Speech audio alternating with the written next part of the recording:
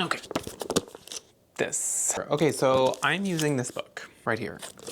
And this is my first week check-in. What I'm hoping this book would help me with is kind of bring an end to this stalemate that I've been on with making content, right? This should I or should I not be making YouTube videos because I am a star. I know that I do stand-up comedy, I do, commercial acting, and whenever I'm not alone in my apartment like this, I'm a performer, I'm a star. But obviously making videos for the internet is a completely different thing, because while collaborating with a huge team of people is one thing and creating something that's super cool and you're like surrounded by people and feeding off their energy is cool, making videos by yourself in your apartment and editing them by yourself in your apartment is a completely different game. So the answer that I am looking for, besides, unlocking my higher creativity and all of those things this book promises, and I'm not skeptical about, I think a lot of people have spoken about how good this book is, and I'm kind of keeping an open mind about what's gonna come out of it. And these are my morning pages. I used to do morning pages on this, and girl, 3 pages of this, there are not enough thoughts in the world. I would just be I reached a point where I was just over and over writing the same sentence, and I was this is where I'm at. This is cute. Petal. Patel? No, Petal, yeah. Social media, Instagram, YouTube, all of it, as a person with ADHD, and I'm speaking only for myself, makes me physically and mentally ill. As a person who creates art from a place of bringing people together and bringing joy and happiness and healing for myself and the people who are watching me, taking a piece of myself and putting it on a medium that I have personally very much struggled with forever, that is actively destroying the world and it's actively trying to destroy me, is a tough spot for me. I don't know how to answer that. I don't know. I've reached now in terms of consumption of content, I've reached okay, so I'm actually only capable of producing. I can't really consume content that much, because it's just not it always, no matter what the content is, it's just content agnostic. I've tried everything. I've tried following puppy accounts, following good news accounts, and blah blah blah.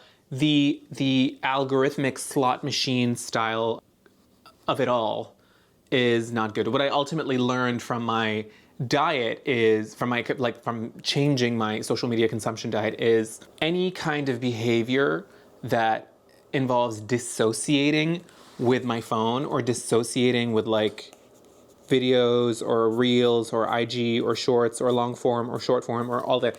Any kind of dissociative activity ultimately is very neurodysregulating for me, and it's very terrible, and it's ultimately makes me much more sad and brings out all of my depressive, anxious behaviors, addictive behavior, terrible eating, hypersexuality, depression, anxiety, social isolation, all of that. So when it comes to oh, but Zaid, you're an artist. You have to make you have to have social media. Now the messaging is very clear that your artistry is now held hostage by this medium. You actually very much can't, you still can, obviously, everything is possible, but it's much more difficult for you to be non-existent online, but somehow still succeed in the real world, in the digital world, and still succeed in the real world as an artist or as a comedian or as an actor or as anything. So in my quest to figure out a way to have a healthy relationship with the most unhealthy thing ever, that's kind of what it is. It's really having, trying to draw boundaries with an extremely abusive relationship, you're I still need you to get my message out there and to share my stuff out there, but how do I do that without getting beat up or, beating myself up? Morning pages. Really inspired by Doechii, because she's making videos like this herself, although she didn't set up 6 lights in her apartment. She just did it with her bed on her phone. But I was you know what? I have all this equipment. Let's do it. I look great in light, don't I? How do I share my art that has the purpose of healing and bringing people together and, expressing my true authentic self on platforms and on videos, on applications and channels that are legit actively destroying the world? And I know you're saying, you're just oh my God, you're thinking about it too much. I'm not. Okay, it's not the same as like it's not the same as saying like, well, you can't just blame social media. Like that's like my friend had a really good point. She said like that's like saying you hate books because there are bad books out there and you're just gonna like boycott books because it's just a medium. You can't boycott social media because there's bad stuff out there. It's not that I'm boycotting social media because there's bad content on social media. Some would say this is terrible content. I don't know what I'm what? It's that the technology itself, like the underlying mechanisms for delivering content to people for these corporations, they are actually hell-bent on destroying us. Like there's no, and what's curious for me is it's not that like I abuse social media and that's when I got the negative side effects of it. Any amount of consumption of social media led me down like a very terrible place, right? But I understand that social media is how a lot of artists, you know, big and small, have come up through social media. So it's like this is the stalemate I'm talking about. It's so fucking exhausting and I'm tired of thinking about it. And I'm just like I had a thing that I was supposed to do, like ask ChatGPT, like if I wanted to make a variety show, a comedy variety show about myself, or not about myself, but like I wanted to be like the host of like a James Corden style, you know, spill your guts and fill your guts, and then like man on the street interviews, and then like comedic monologues, and then like my thoughts on things. All of like that's great. That brings a lot of entertainment to people, and I think that would be super dope. But you know, I'm putting it on these apps that I wouldn't be able to watch my own videos in this way. Like that's just how it works for me. And I don't want to like lock myself out or like philosophicalize myself out of an opportunity. So with that being said, this is what I'm hoping doing the artist's way for the next 12 weeks will help me answer. So this is week 1 check-in. Let's go through that. Check-in. So there's only 3 questions. How many days a week did you do your morning pages? Every day. I only did 2 pages because I felt like whenever I try to do 3, I end up forcing it. But I'll try to do 3 because it is a pretty small notebook, but I did it every day. Did you do your artist date this week? Yes, of course. We always hope the artist date can be remarkable, difficult to allow yourself. What did you do? How did it feel? I didn't do the artist date this week because we had a snowstorm and I have this. Homegirl is crippled. So I didn't. I'm going to do it today. I don't know what I'm going to do. I think I might go to the movies because there's a long weekend. Just kind of like do a solo thing. I'm not supposed to bring anyone, but I can tell people about it, obviously. Were there any other issues this week that you consider significant for your recovery? Yes, I just finished talking about them, which is this kind of should I or should I not do this thing? And this is probably going to be the first part of the video. The kind of actor I want to be is a person who is on with a bunch of other actors telling stories that are not all written by myself. And I think that it might be, I mean, I could be wrong, maybe let me know in the comments. People who start doing Instagram or YouTube or whatever as a means to an end to become like TV stars or to transition into traditional media, those people don't do well. The people who do well from having been watching YouTube for the past 2 years, because I graduated high school yesterday.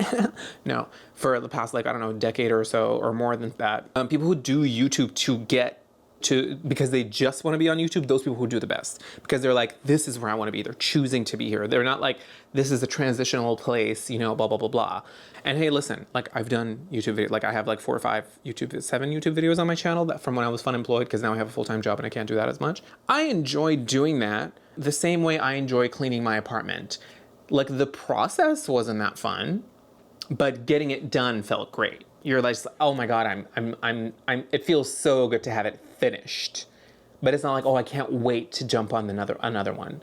And obviously, like YouTube is all of art is a very long game, but like you gotta like be ready to like upload and upload and upload. Quantity really, not quality. Like you just gotta be consistent with uploading until, you know, the algorithm gods are just like, we acknowledge your existence. You can ascend to the 2,000 plus subscriber count or whatever it is however it is works. Yeah, that's kind of like where I'm at. So I'm gonna go on the artist date today and I shall report back. I'm constantly weighing all of this stuff in my mind about like, should I or should I not devote pretty much like all of my free time to making the content I wanna make at the expense of working on actually making movies I'm in. Because I have scripts, like short films and all that stuff ready. Like I just have to kind of like pick up the pace, I guess, or something, and like get on that shit. And of course, obviously, everybody knows movie making is a very, let's just say, capital intensive process. Like you need a lot of money, but you can make small stuff and blah, blah, blah. And I understand. And from my experience with all my writing is that every time someone reads something I've written, they're like, oh my God, this is great, give me more. And I'm just like, yeah, but more pages is more money. I don't have more money for more locations and more actors and more everything. And I don't want to be like, you know, making my movies a la Scrappy style, you know? And of course, the more I listen to myself talk about this, the more I'm just like, Zayd, you should just like shut the fuck up. Like think less and do more, talk less and do more. If you ever read the book, Ego is the Enemy, talking is the enemy of doing, 100. But we are at this stalemate because I just don't know what else to do. So I'm hoping that this journey with this book is going to kind of get rid of some of those blocks for me. The other thing I wanted to do is also like internal versus external validation, because I've noticed, and I've talked about this with my therapist, is that like, hey, whenever I have a microphone and there's an audience, I'm unstoppable. Like there's no holding me back. The star comes out like it, and it very shines very brightly. Whenever there is literally any semblance of external attention and external validation and instant feedback about my performance as an actor or as a comedian or as a character in general, wow, I like it turns on from 0 to 100% in 0.2 seconds, and it is on. When I'm in my apartment by myself, when I'm actually myself, I don't know how to turn it on for myself. And this might be something that this book helps with. So inshallah, if she's still listening, I will figure this out. I kind of like tidied up because be like, oh yeah, this is how I always live. No, it's usually a huge disaster here. It's actually disaster like in the peripheral vision of the camera. You know, there's like light boxes and stuff and like all kinds of packaging. But next week is titled what? Oh, no, wait, sorry. Next week is titled Recovering a Sense of Identity. I've been reading, and it's been good. And then the check-in is, whoa, okay. And then a check-in will happen in a week. So thank you all for coming to my TED Talk. Peace out.